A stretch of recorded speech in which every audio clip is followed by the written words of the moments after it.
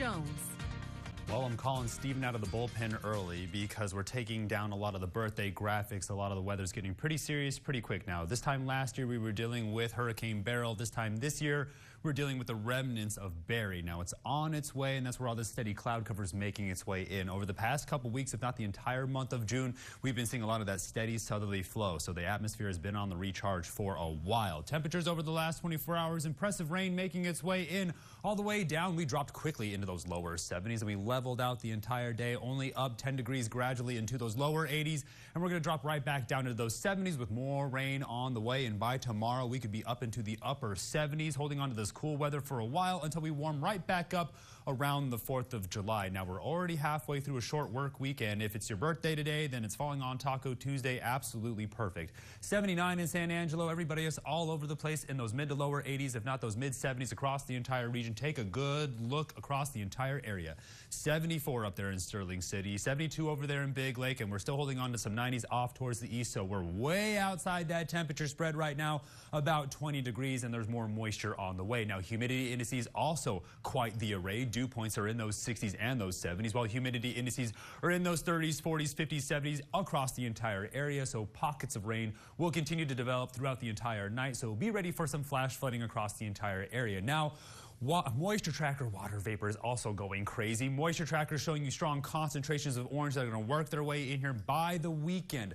Last year we were seeing strong stovepiping of blue. This year we're seeing strong stovepiping of yellow across the entire area. So some pretty heavy flooding could be on the way. Let's be ready now so we're ready later. Upper level patterns still showing us the strong instability going over the entire Concho Valley. Now a little bit of high pressure is trying to develop across the entire area. That's when things will start to dry up and warm back up, but we're still going to stay well below the triple-digit mark.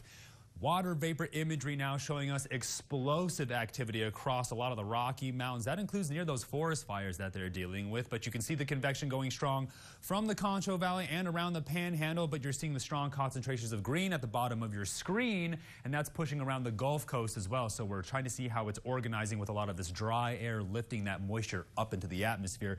Severe weather outlook not nearly as bad as it looks on the radar, but down at the surface, we're still seeing a lot of those high wind alerts. I'm struggling through it today because there's a lot going on.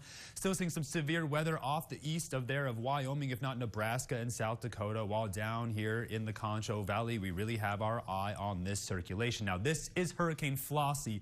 Not going to be impacting anything, and as it dissipates, it'll continue to move off towards the west. We really have our eye on the concentration of moisture and convection pushing its way up the Gulf Coast.